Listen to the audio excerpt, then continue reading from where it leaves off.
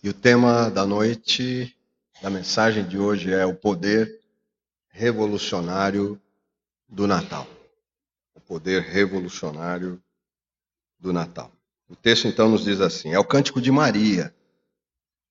Depois que ela recebe a notícia de que vai ser mãe do Filho do Altíssimo, e o anjo diz para ela: isso vai acontecer, você fique tranquila.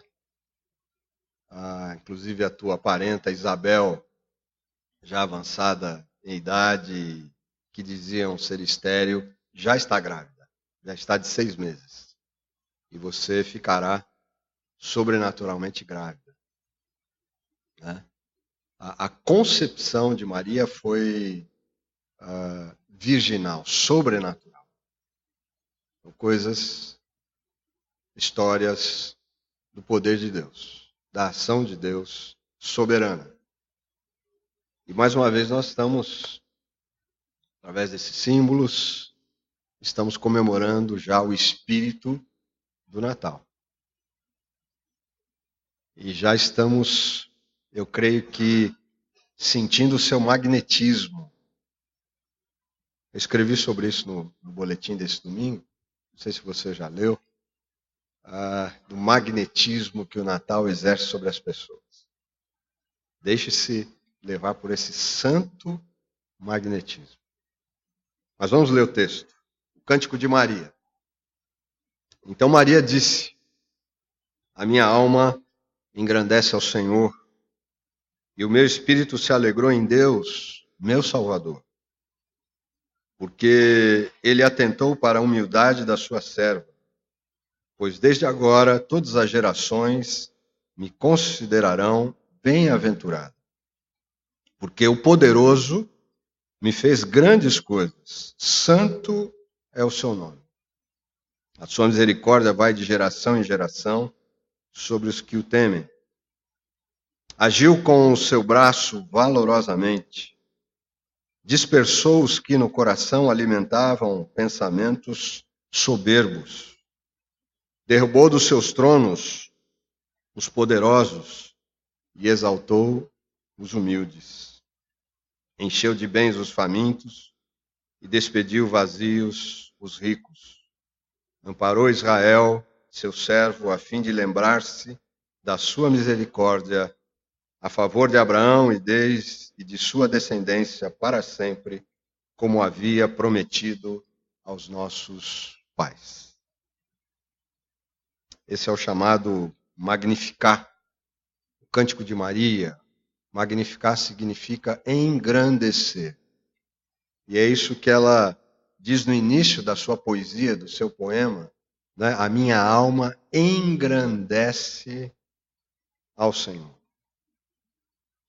E ela está simplesmente tomada por essa notícia, por esse projeto de que ela seria a mãe do Messias, do Salvador da humanidade, do Deus presente entre os homens. E ela fala então desse Deus como o poderoso, né? Ela cita essa expressão, denomina a Deus assim, porque o poderoso me fez grandes coisas. E a história do Natal, evidentemente que é uma história recheada de amor, baseada no amor, mas ela acontece por causa dos atos poderosos de Deus desde o início, desde o Gênesis. Vem a promessa do Salvador. Quando o ser humano volta suas costas para Deus e decide ser autônomo e decide gerir a sua própria vida, ele se dá muito mal por causa disso, porque ele dá as costas para a fonte da vida, que é Deus, e ninguém vive sem Deus, seja ele qual for, mas ninguém vive sem Deus. Então, naquele momento de rebelião, Deus faz a promessa, né, do filho da mulher, que seria ferido no calcanhar pela serpente, mas que feriria a serpente na cabeça. que derrotaria o mal, que traria então a esperança, a vida como algo possível para o ser humano. E essa trajetória toda, desde o Gênesis até o nascimento de Cristo, é uma história onde Deus está cuidando desse projeto, o projeto do menino que haveria de nascer em Belém, como de fato nasceu. Mas nós vemos então aqui essa mulher, essa humilde, essa simples mulher, agraciada, felizarda, sendo então tomada por Deus para ser instrumento desta bênção extraordinária da vinda de Jesus. Eu digo que o Natal tem um espírito revolucionário, e eu não estou aqui me referindo a uma revolução baseada no poder humano, em armas, em violência, em truculência. Eu me refiro a uma revolução que é, na maioria das vezes, silenciosa. É a revolução do fermento, para usar uma expressão de Jesus, do fermento que silenciosamente vai levedando toda a massa, que vai transformando, que vai dando uma nova forma à massa. E é o Deus poderoso que cumpre as suas promessas, cumpriu a promessa da vinda do Messias, do Salvador, e nós estamos celebrando de novo esse ato maravilhoso, extraordinário de Deus. Mas é um acontecimento que tem essa semente revolucionária, que tem essa semente transformadora, que vai lá na raiz do coração humano. E que pode também atingir a raiz da sociedade humana. Essa revolução que traz o Natal, que engendra o Natal, ela tem 3 aspectos. O primeiro deles, que a gente pode dizer que essa revolução é uma revolução moral. Versículo 51. Agiu com o seu braço valorosamente, dispersou os que, no coração, alimentavam pensamentos soberbos. Pensamentos soberbos. O cristianismo é, ou deve ser, a morte do orgulho. Deveria ser a morte do orgulho, da soberba. O grande escritor C.S. Lewis, num dos seus livros, ele diz que, na concepção dele, o orgulho é o pior dos pecados. Porque o orgulhoso, ele olha de cima para baixo sempre. Né? Ele não consegue olhar para cima e ver que há alguém superior a ele lá em cima. Então ele olha sempre de cima para baixo, porque ele se acha superior. Porque ele se acha acima dos outros. E por isso mesmo ele é absolutamente competitivo. Competitivo. O orgulhoso precisa comprovar sempre que ele é melhor, que ele é maior, ou que ele sabe mais, que ele pode mais. E evidentemente que essa postura de vida afasta o orgulhoso das pessoas e afasta as pessoas do orgulhoso. Ser orgulhoso, inclusive, é muito chato. É muito chato. Porque o orgulhoso não pode nem brincar de esconde-esconde. Porque ele se acha. Essa é repetida. Mas é boa. Tinha gente que não conhecia. Na verdade, o orgulho vai isolando a pessoa. vai infelicitando a pessoa. Vai tornando a pessoa solitária. Portanto, fazemos bem em lutar contra o orgulho, em não permitir que o orgulho tome conta do nosso coração, do nosso ser. Que jamais a gente nutra, alimente no nosso coração a ideia de que somos superiores ou melhores de quem quer que seja.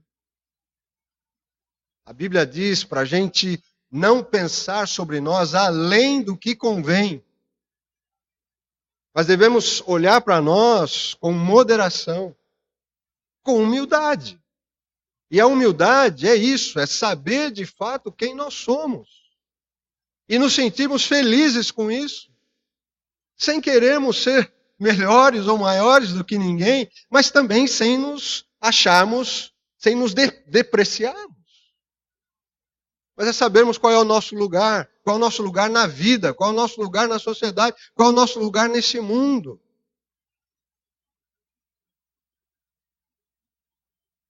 O cristianismo, derivado do Natal de Jesus, é uma revolução moral, ou seja, que leva o ser humano, que deve levar o ser humano a uma postura equilibrada na vida, humilde, jamais pretensiosa, jamais arrogante, jamais autossuficiente, porque na verdade nós somos pessoas, seres frágeis, absolutamente frágeis, não é isso?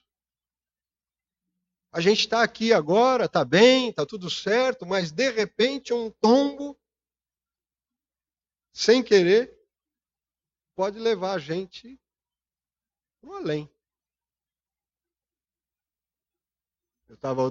Isso aconteceu comigo vários domingos atrás. Eu estava, depois do culto, voltando para casa, saindo lá por trás, e o degrau do portãozinho que dá acesso lá para o estacionamento,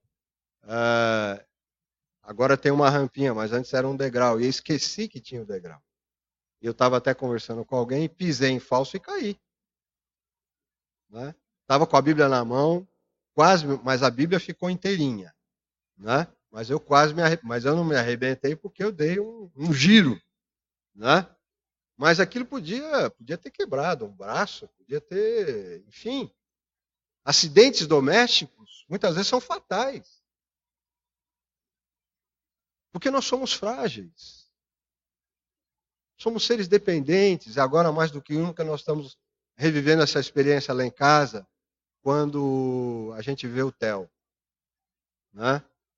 Theo, para quem não sabe, é o nosso netinho, que está com 3 meses. Mas ele depende de tudo. Né? Absolutamente dependente. E o ser humano se engana quando ele acha que pode sozinho gerir a sua vida. Que ele pode dar conta de todas as demandas que vêm sobre ele. Buscar a Deus, saber reconhecer as suas fragilidades, não é sinal de fraqueza, mas é sinal de sabedoria. De muita sabedoria. Então permita que essa revolução moral aconteça a partir da sua vida, na sua vida. Que o orgulho não tenha lugar no seu coração, mas que a humildade sim. Você saiba quem você é. Sem ter que provar nada para ninguém. Sem se colocar acima de ninguém, sem se sentir inferior a ninguém também. Mas vivendo moderadamente, equilibradamente, mais tranquilo, mais tranquila, mais feliz, mais leve. Mas o Natal e o seu poder revolucionário também representa uma revolução social. Versículo 52. Derrubou dos seus tronos os poderosos e exaltou os humildes. A história está cheia de exemplos dos poderosos que foram derrubados dos seus tronos, de impérios que ruíram. Porque o ser humano não consegue se sustentar a si mesmo. E o cristianismo, fruto do Natal de Jesus, deve ser aquele que quebra as barreiras sociais, que prega e vive o fato de que todo ser humano é importante. Todo ser humano é importante. Não existe alguém que seja mais importante do que o outro. Mas nós vivemos num mundo que tem feito muita diferença entre as pessoas. Muita diferença. A Folha de São Paulo fez uma reportagem alguns meses atrás, excelente, falando sobre um mundo de muros. Nós vivemos num mundo de muros. Das 17 barreiras físicas existentes em 2001, passamos para 70 hoje. 70 barreiras construídas, mundo afora, que separam as pessoas. Um mundo cada vez mais interconectado, tem erguido muros e cercas para bloquear aqueles que considera indesejáveis. Alguns desses muros ou dessas cercas separam fronteiras. Outros dividem a mesma população. Alguns freiam refugiados. Outros escondem a pobreza, ou o medo, ou a guerra, ou a desigualdade, ou até a mudança climática. Muros. Muros para todos os lados. Estava vendo nessa reportagem, para citar um exemplo, né? Os muros que Israel tem construído, as cercas que Israel tem construído ali em torno da Cisjordânia para separar os judeus dos palestinos. Nas áreas urbanas, esses muros têm cerca de 8 metros de altura. E mais alguns metros para debaixo da terra, talvez até para que nem um tatu palestino passe para o lado dos judeus. Muros que separam pessoas. Ao depoimento de uma professora palestina, aposentada, que tinha no seu terreno um pomar, tinha lá os seus figos, as suas tâmaras, suas frutas que ela cultivou durante muitos anos. Mas de repente um muro passou e rasgou o seu terreno ao meio. E aquelas frutas que ela cultivava, andando alguns metros para alcançar aquelas árvores, já não podia mais. Para ela chegar a essas frutas, ela tem que dirigir o seu automóvel durante 40 minutos para chegar nesse lugar que ela cultivava há tantos anos. Muros que dividem, que separam, que tornam as pessoas diferenciadas. A mensagem de Jesus é de que ele veio derrubar o muro da separação entre as pessoas e trazer a possibilidade de amizade entre as pessoas, independentemente da sua condição, da opção seja ela qual for. Não existe pessoa mais importante do que a outra. O Natal deve nos fazer entender isso. O Natal deve nos fazer lembrar disso. Pois o Natal é poderoso para mudar as coisas. Em terceiro e último lugar, o Natal deve produzir, e o cristianismo, como fruto do Natal de Jesus, uma revolução econômica. Não estou falando aqui sobre o ponto de vista político, sociológico, ou econômico. Mas eu estou dizendo aqui que essa revolução econômica é uma revolução que começa no coração das pessoas e que as leva à generosidade. Essa é a questão que eu trago aqui. É a revolução da generosidade. Um dos grandes comentaristas da Bíblia, William Barclay, afirma o seguinte: uma sociedade cristã é aquela na qual ninguém se anima a ter demais, enquanto outros têm tão pouco. Ninguém se anima a ter demais, enquanto outros têm tão pouco. E essa é uma realidade que existe no nosso país. Não é? Dizem os estudiosos que os pobres estão cada vez mais pobres no nosso país. Infelizmente, as coisas caminham ainda nessa direção. Todo ser humano é digno de ter uma vida digna, de ter o sustento para a sua casa, de poder viver a vida de forma digna. Todo ser humano, todo brasileiro. E a nossa pátria tem falhado muito nisso. Quando diz lá o nosso hino, dos filhos deste solo és mãe, gentil, pátria amada Brasil. Nossa pátria não tem sido uma mãe generosa para todos os brasileiros. Quantos brasileiros ainda passam fome? Não têm o mínimo para viver uma vida decente, uma vida digna.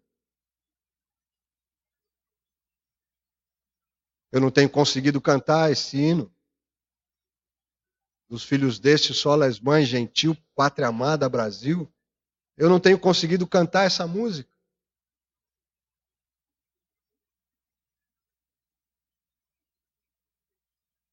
A palavra de Deus não condena que você tenha as coisas. Mas ela nos alerta ao seguinte, Paulo escrevendo a Timóteo, ele diz, por exemplo, o seguinte: exorte os ricos deste mundo a que não sejam orgulhosos, nem depositem a sua esperança na instabilidade da riqueza, mas em Deus, que tudo nos proporciona ricamente para o nosso prazer. Que eles façam o bem, sejam ricos em boas obras, generosos em dar e prontos a repartir, ajuntando para si mesmos um tesouro que é sólido fundamento para o futuro, a fim de tomarem posse da verdadeira vida.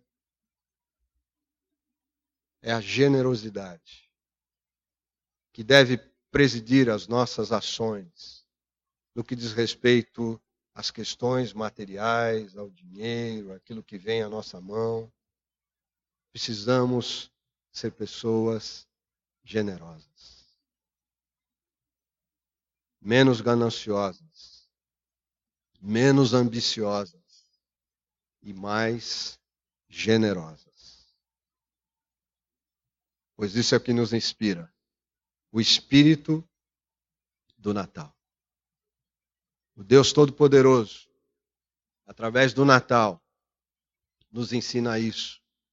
Que o Natal é a mensagem de transformação, de mudanças radicais, de uma verdadeira revolução, que começa muitas vezes silenciosamente no coração humano, mas que é capaz de mudar vidas, de mudar sociedades inteiras, sim. Por que não? Nós podemos acreditar nisso e podemos ser instrumentos nas mãos de Deus para que alguma coisa aconteça ali onde a gente vive, por onde a gente passa, onde estamos. Que jamais, então, sejamos pessoas orgulhosas. Não vamos nos esquecer da nossa fragilidade. sejamos humildes. Que jamais sejamos pessoas que façam diferença entre este ou aquele. Que demos a importância devida a cada pessoa. Ao nosso patrão, ao nosso chefe, ao nosso pai, à nossa mãe, ao porteiro do nosso prédio, à faxineira do nosso prédio, ao gari. Todos são iguais, todos são importantes. Não há pessoas invisíveis. Nós devemos tratar todos igualmente, como seres importantes. E devemos jamais ser pessoas gananciosas, acumuladoras. Pelo contrário, devemos ser pessoas generosas. Pessoas que sabem repartir. Pessoas que sabem acudir o necessitado.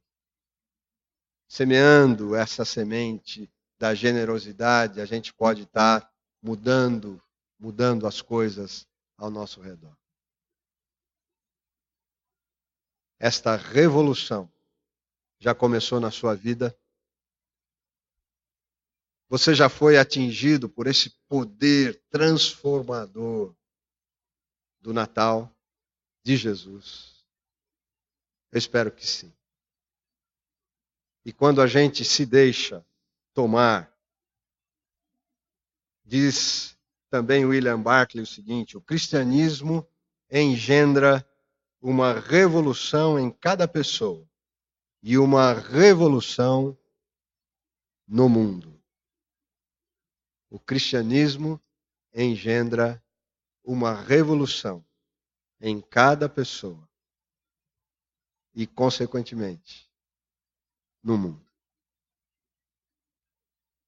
E é isso que ele está aqui testemunhando mais de perto. Como é que é o nome dele? Robin. Tudo bem, Robin? Tem coisas bacanas aqui na frente, né? As luzinhas da árvore. Ele está parado ali.